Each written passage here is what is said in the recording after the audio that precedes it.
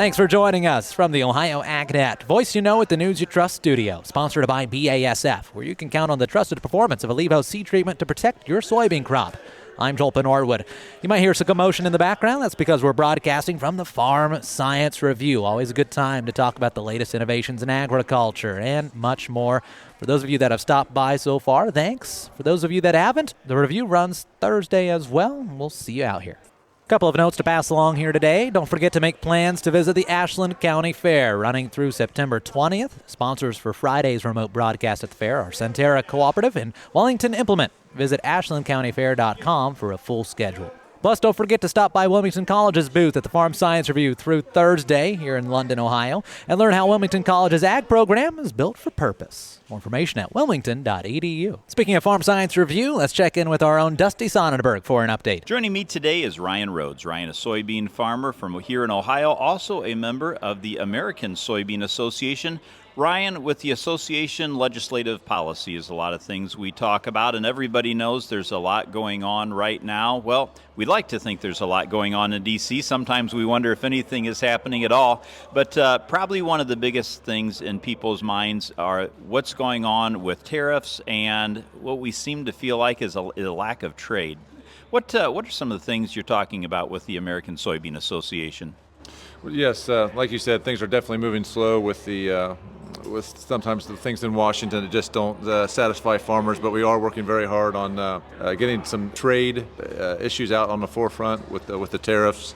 We just had a press release yesterday with the tariffs and are trying to move forward on that to get a trade deal done, and working with the administration on trying to have some more talks with China specifically. We know China is a major buyer globally when it comes to soybeans and obviously has played a key role in the past for American soybeans. Unfortunately, this year we have not seen that volume, though. No, we have not. As we move into fall and the short window we have before Brazil comes back online with beans, now is the time. Absolutely. Everybody knows commodity prices are not where we'd like to see them, and so we need every bushel we can, and we need a market for those bushels. Well, on a positive note, there have been quite a few wins, though, for the American Soybean Association when it comes to some other things. Maybe touch on a few of the success stories we've seen lately. Sure. The renewable fuels and the volume increases is definitely going to help. We'll take any positive movement on that. It's been tremendous, and we work really hard on that as the association at the national and at the state levels, trying to get those volumes increased. And again, a reminder that the American Soybean Association, the Ohio Soybean Association, those are membership organizations. It's not your checkoff dollars at work. It takes membership dollars to make legislative things happen, and probably as important now as ever to do that. And here at Farm Science Review, a chance for folks to stop by and renew their membership if they haven't already. Yes, we are a grassroots organization. We definitely need your support as farmers, more so than ever. Again, my guest today is Ryan Rhodes. He's a soybean farmer here in Ohio, also a member of the American Soybean Association. And thank you, Dusty. In other news, the Trump administration evaluating whether to grant aid to American farmers this fall. That's according to Secretary of Agriculture Brooke Rollins from earlier this week. In a quote, she says, "We are working with our colleagues in Congress and closely monitoring markets daily to evaluate the amount of additional assistance that might be needed this fall." It comes as Chinese buyers have yet to purchase soybeans from U.S. farmers despite increased production yields relative to last year.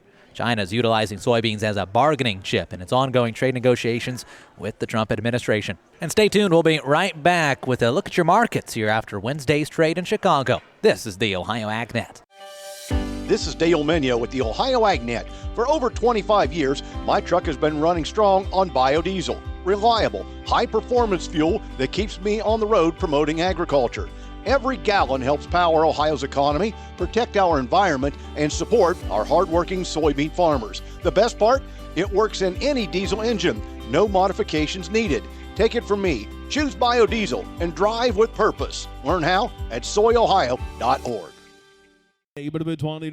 Get the equipment and trucks you need at Ritchie Brothers' next Great Lakes Regional event on September 25th and 26th. This absolute unreserved auction will feature online bidding, and items are located in Columbus, Chicago, and Detroit. Choose from close to 4,000 items, including a wide selection of construction equipment, truck tractors, and more. Don't miss Ritchie Brothers' Great Lakes Regional event on September 25th and 26th. For more details, visit rbauction.com. Again, that's rbauction.com. Sold them. You're listening to the Ohio AgNet. Let's take a look at market numbers after Wednesday's trade in Chicago. Mostly lower across the board. The one exception, milk, which is substantially higher. For instance, October milk class 3 up 72 cents to $17.37.